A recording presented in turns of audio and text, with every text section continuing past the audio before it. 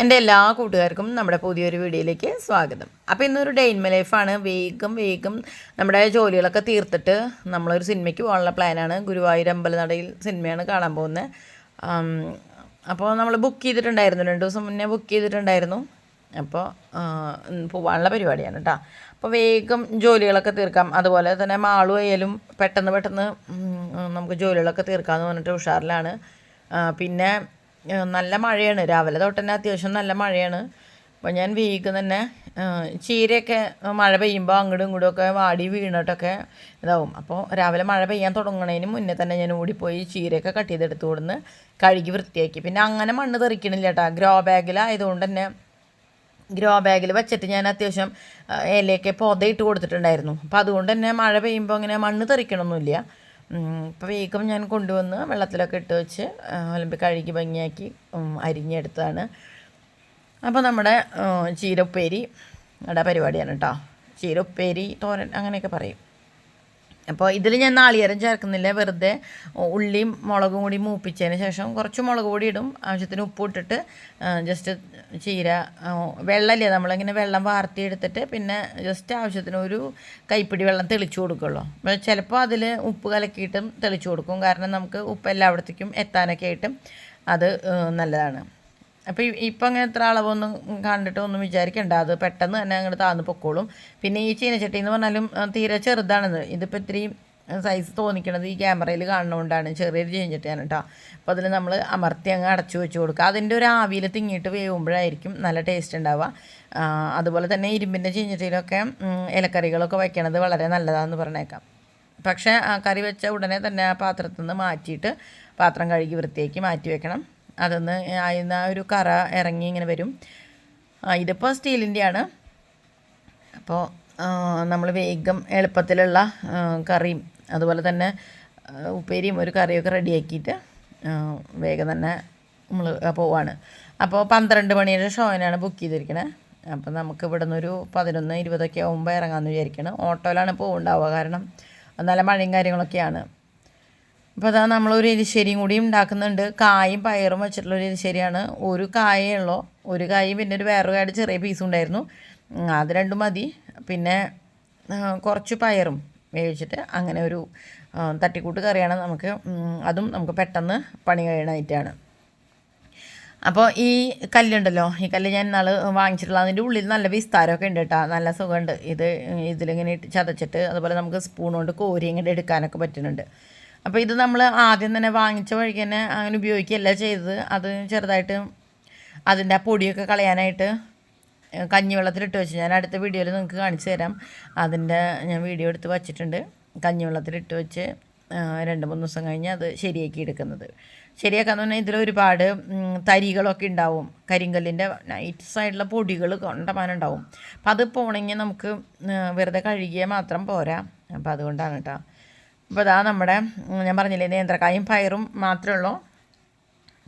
അത് കൂടിയിട്ട് ജസ്റ്റ് ഇതിൻ്റെ ഒന്ന് വെള്ളം കൂടി ഒന്ന് വറ്റിച്ചെടുക്കാനുണ്ട്.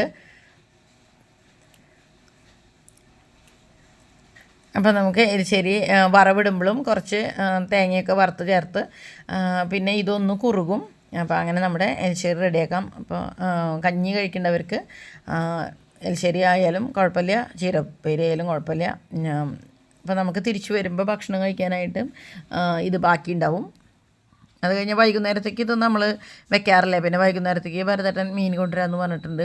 അപ്പോൾ എന്തായാലും ഇത് രാവിലത്തേക്കും ഉച്ചത്തേക്കും ഉള്ള ആവശ്യമുള്ളൂ. ഇലക്കറിയുടെ കാര്യം പറഞ്ഞപ്പോഴാണ് ഒരുപാട് പേര് എന്നോട് ചായ മനസ്സയുടെ കാര്യം ചോദിച്ചിട്ടുണ്ടായിരുന്നു. അപ്പം ഇതാണ് ചായ മനസ്സ, അറിയുണ്ടാവും എന്ന് വിചാരിക്കുന്നു. അപ്പോൾ ഞാൻ വേഗം അടുക്കളയിലത്തെ കാര്യങ്ങളൊക്കെ നോക്കട്ടെ എന്ന് പറഞ്ഞപ്പോൾ മാളു പെട്ടെന്ന് അടിച്ചു വാരി റെഡിയാക്കി ഇടാം. അതുപോലെ തന്നെ ഒരു ബാച്ച് ഡ്രസ്സ് കഴുകാനിടാമെന്നും കൂടി അവൾ പറഞ്ഞിട്ടുണ്ടായിരുന്നു. അപ്പോൾ വേഗം അവളുടെ ഡിപ്പാർട്ട്മെൻറ്റ് കാര്യങ്ങളൊക്കെ ചെയ്യട്ടെ. ആ സമയം കൊണ്ട് ഞാൻ വേഗം പാത്രം കഴുകലും അടുക്കള ഭാഗം വൃത്തിയാക്കലും കാര്യങ്ങളൊക്കെ ഞാനും ചെയ്തോളാം. ഇപ്പോൾ ഇത് കഴിഞ്ഞ് വരുമ്പോഴത്തേക്കും അവൾ മുകളിലേക്ക് കഴുകാൻ പോകുമല്ലോ. അപ്പോൾ ആ സമയത്ത് ഞാൻ പെട്ടെന്ന് തുടയ്ക്കുകയാണ്, കാരണം മാളും ലച്ചും കൂടിയിട്ടാണ് മുകളിലേക്ക് പോയിരിക്കണത്. അപ്പോൾ എനിക്ക് പെട്ടെന്ന് തുടച്ചെടുക്കാമല്ലോ. പിന്നെ ഞാൻ ഈ ടീപ്പോയും ഇതൊക്കെ നിരക്കണം കണ്ടിട്ട് ഒന്ന് വിചാരിക്കല്ലേ, അതിൻ്റെ താഴെയൊക്കെ ബുഷുണ്ട്. അപ്പോൾ അതുകൊണ്ട് തന്നെ കോറലും കാര്യങ്ങളൊന്നും വീഴൊന്നുമില്ല, വേറെ പ്രശ്നമൊന്നുമില്ല കേട്ടോ. അപ്പോൾ പെട്ടെന്ന് നമ്മുടെ ഈ അടിക്കൽ തുടക്കൽ പരിപാടികളൊക്കെ കഴിഞ്ഞാൽ തന്നെ വേഗം കുളിച്ച് അങ്ങ് ഡ്രസ്സ് മാറി പോവാം. പിന്നെ എല്ലാവരും മാളു ഡ്രസ്സ് കഴുകിയിടലും എൻ്റെ ഇതുപോലെ വീഡിയോ പിടിക്കലും തുടക്കലും കാര്യങ്ങളൊക്കെ കഴിഞ്ഞപ്പോൾ പെട്ടെന്ന് സമയമാവാറായ പോലെ തോന്നി. അപ്പോൾ വേഗം ക്യാമറയൊക്കെ ഓഫാക്കി വെച്ച് ഞങ്ങൾ ചടപടയിൽ തന്നെ റെഡിയായി അങ്ങനെ പോകാണ്ടായത് കേട്ടോ. അപ്പോൾ നിങ്ങൾക്ക് പെട്ടെന്നൊരു ബ്രേക്ക് ഇത് തോന്നാതിരിക്കാൻ വേണ്ടി ഞാൻ പറഞ്ഞതാണ്.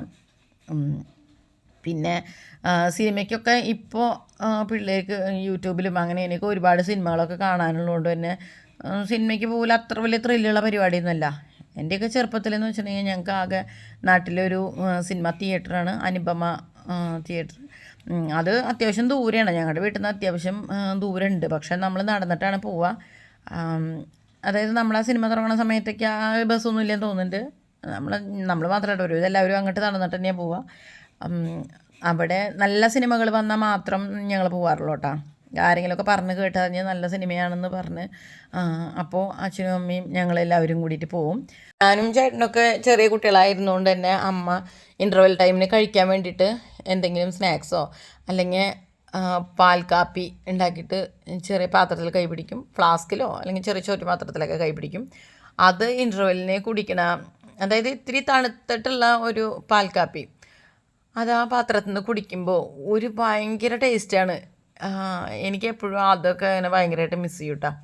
അത് കഴിഞ്ഞ് തിരിച്ചു വരുമ്പോഴും നമ്മൾ നടന്നിട്ട് തന്നെയാണ് വരിക. അപ്പോൾ കൂടെ ആരെങ്കിലുമൊക്കെ ഉണ്ടാവും. പിന്നെ എന്താ പറയുക, സിനിമയിലെ തമാശകളോ അങ്ങനെയൊക്കെ പറഞ്ഞിട്ട് അങ്ങനെയാണ് നടന്നു പോകും. അതൊക്കെ നല്ലൊരു രസമായിരുന്നു കേട്ടോ. അപ്പോൾ നമ്മൾ ഈ കോണിയുടെ അവിടെ തുടയ്ക്കാൻ വരണം. അപ്പോൾ അവിടെ ഒരു പ്ലാന്റ് ഇരിക്കുന്നുണ്ട്. അതിലേക്ക് വെറുതെ നമ്മൾ വെള്ളം ഒഴിച്ചാൽ ചിലപ്പോൾ അവിടെ ഇവിടെയൊക്കെ വെള്ളം പോകും. നേരെ മറിച്ച് തുടയ്ക്കാൻ പോകുമ്പോഴാണ് വെള്ളം കൊണ്ടുപോകണമെന്ന് വെച്ചാൽ ഇത്തിരി വെള്ളം താഴെ പോയാലും നമുക്ക് ഈസി ആയിട്ട് അങ്ങ് തുടച്ചെടുക്കാമല്ലോ.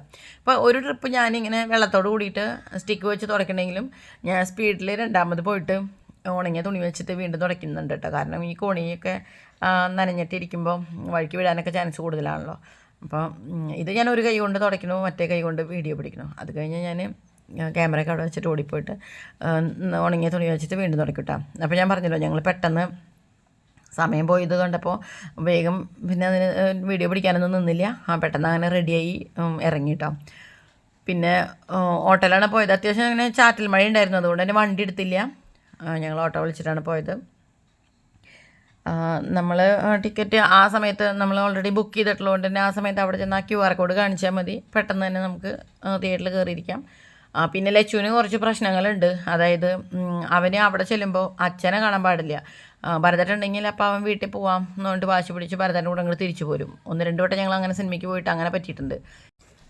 സത്യം പറഞ്ഞാൽ നമ്മളിപ്പോൾ സിനിമയ്ക്ക് പോകലൊക്കെ വളരെ കുറവാണ്. കാരണം എനിക്ക് ഈ പുതിയ ടൈപ്പ് സിനിമകളൊന്നും കണ്ടാൽ എനിക്ക് ഇഷ്ടപ്പെടില്ല. ഞാൻ ഭരതേട്ടന് അത്രയും ഇഷ്ടപ്പെടില്ല. നമ്മളെന്ന് പറഞ്ഞാൽ നമ്മളൊക്കെ കണ്ട് വളർന്ന് ശീലിച്ചിട്ടുള്ള സിനിമകൾ അങ്ങനത്തെയാണ്. ഇപ്പോഴത്തെ ഈ ന്യൂജൻ പടങ്ങളൊന്നും അത് നമ്മൾ പഴഞ്ചനായതുകൊണ്ടായിരിക്കാം, എനിക്ക് മനസ്സിലാവണില്ല. അതുകൊണ്ട് എനിക്ക് അങ്ങനെ സിനിമയ്ക്ക് പോകണം എന്നുള്ള വലിയ ഇൻട്രസ്റ്റ് ഒന്നുമില്ല. പക്ഷേ വെക്കേഷനൊക്കെ അല്ലേ, കുട്ടികൾക്ക് രസമല്ലേ എന്ന് വെച്ചിട്ട് ജസ്റ്റ് പോയി എന്നുള്ള കേട്ടോ. ഇതെന്ന് വെച്ചാൽ ഈ സിനിമയിലും ഒരുപാട് നല്ല റിവ്യൂസൊക്കെ കണ്ടു. പക്ഷേ എനിക്ക് സത്യം പറഞ്ഞാൽ എന്താ പറയുക, പൃഥ്വിരാജ് ഫാൻസും ബേസിൽ ഫാൻസും ഒന്നും എന്നെ പഞ്ഞിക്കിടരുത്. എനിക്ക് ഇൻ്റർവെല്ല് വരെ മാത്രമേ ഇഷ്ടപ്പെട്ടുള്ളൂ. അപ്പോൾ നിങ്ങൾക്ക് എന്താ പറയുക, ത്രൂ ഔട്ട് സിനിമ ഇഷ്ടപ്പെട്ടുള്ളവരെന്ന് കമൻറ്റ് ചെയ്യണം കേട്ടോ. എനിക്ക് ഇൻ്റർവെല്ല് വരെയാണ് ഇഷ്ടപ്പെട്ടത്. അത് കഴിഞ്ഞിട്ട് എനിക്ക് അത്രയ്ക്ക് അങ്ങ് ഇഷ്ടപ്പെട്ടില്ല. അപ്പോൾ അങ്ങനെയൊക്കെ കേട്ടോ. അപ്പോൾ നമ്മൾ വെയിലൊന്നും മാറട്ടെ എന്ന് വിചാരിച്ചിരുന്നപ്പോഴേക്കും നല്ല മഴക്കാലം പോലെയായില്ലേ. മഴ പെയ്തു തുടങ്ങിയപ്പോൾ റോഡിലും ആകെ ചളി പിളി, കുറേ വേസ്റ്റൊക്കെ ഒഴുകി വന്നിട്ടും ഞാൻ അതാ വിചാരിക്കുന്നത്, ഒരുപാട് പ്ലാസ്റ്റിക് കുപ്പികൾ, പ്ലാസ്റ്റിക് കവറുകളൊക്കെ ഇങ്ങനെ ഒഴുകി റോഡിൽ കിടക്കുന്നുണ്ട്. ഇത്രയും ഹരിതകർമ്മസേനയും കാര്യങ്ങളും പ്ലാസ്റ്റിക് കളക്ട് ചെയ്യാനൊക്കെ അവർ വന്നിട്ടും എനിക്ക് മനസ്സിലാവണില്ല പിന്നെയും എവിടുന്ന ഇത്രയധികം പ്ലാസ്റ്റിക്കൊക്കെ റോഡിലേക്ക് തള്ളാനുണ്ടാവണേന്ന്. മഴ പെയ്തുകൊണ്ട് തന്നെ അത്യാവശ്യം നല്ല ബ്ലോക്കൊക്കെ ഉണ്ടായിരുന്നു റോഡിൽ. വണ്ടികളൊക്കെ അങ്ങനെ നിരങ്ങിയിട്ടാണ് പോയിട്ടുണ്ടായിരുന്നത്. അപ്പോൾ കുറച്ച് കഴിഞ്ഞപ്പോൾ പിന്നെ വലിയ കുഴപ്പമില്ലാതായിട്ടാ. കുറച്ച് ദൂരം നല്ല ബ്ലോക്കായിരുന്നു.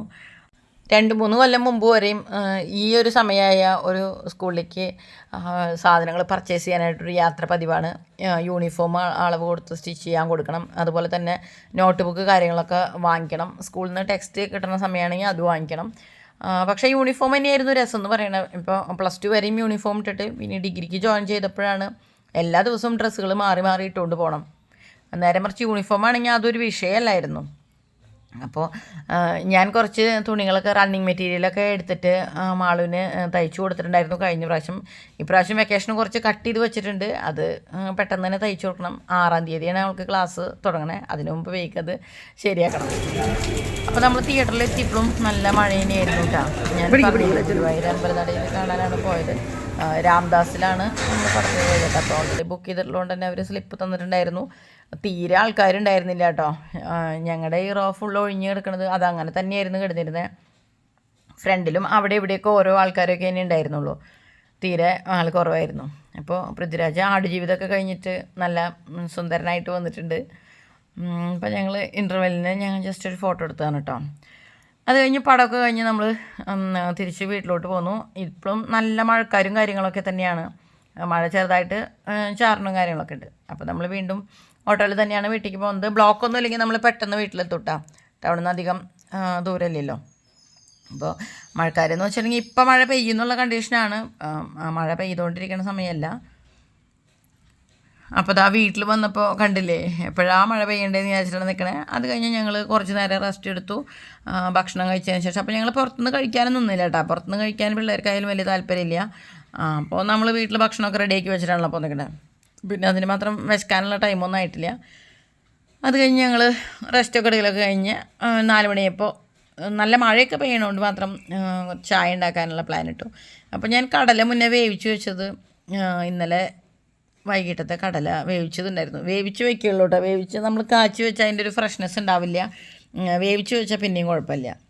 അപ്പോൾ നമ്മളതിൽ കുറച്ച് അളവുള്ളൂ കേട്ടോ. വേറെ കറി ഉണ്ടാക്കിയതിൻ്റെ ബാക്കിയാണ്. അപ്പോൾ ഞാൻ കുറച്ച് വെളുത്തുള്ളിയും ചുമന്നുള്ളിയും കൂടി നന്നായി ഇടിച്ച് ചതച്ച് വെളിച്ചെണ്ണയിലിട്ട് മൂപ്പിക്കാൻ കേട്ടോ. അതുപോലെ തന്നെ അതിലേക്ക് ഇങ്ങനെ ഇടിച്ച മുളകുണ്ടല്ലോ, ഇടിച്ച മുളകും കറിവേപ്പിലയും തേങ്ങയൊക്കെ ചേർത്തിട്ട് വരട്ടിയെടുത്താൽ നല്ല ടേസ്റ്റാണ്. അപ്പോൾ കുറച്ച് മുളക് പൊടി ഇടണം. പിന്നെ നമ്മൾ ഇടിച്ച മുളക് ഇടണം. ചില ഇടിച്ച മുളകിന് നല്ല എരിവായിരിക്കും, പക്ഷേ ഇതൊരു മീഡിയം എരിവുള്ളൂ. പിന്നെ കുറച്ച് ചിരകി വെച്ചിട്ടുള്ള നാളികേരം ചേർത്ത് കൊടുക്കുക. അത് നന്നായിട്ടൊന്ന് ഡ്രൈ ആവുമ്പോൾ നമ്മുടെ കടല ചേർത്ത് കൊടുക്കുക കേട്ടോ. അപ്പോൾ നമ്മൾ കട്ടൻ ചായയാണ് ഉണ്ടാക്കണത്. അപ്പോൾ കട്ടൻ ചായയും ഈ കടല ഉപ്പേരിയും നല്ല അടിപൊളി കോമ്പിനേഷനാണ് കേട്ടോ. പ്രത്യേകിച്ച് മഴ പെയ്യുമ്പോൾ ഇങ്ങനെ ആകെ തണുപ്പൊക്കെ ആയിട്ടിരിക്കുന്ന സമയത്ത് ഇതുപോലെ ചൂടുള്ള ഉപ്പേരി നമ്മളിപ്പോൾ പ്രിപ്പയർ ചെയ്യണമല്ലോ, കഴിക്കണ സമയത്തേക്ക് അതിങ്ങനെ കാച്ചിയെടുക്കണതാണ്.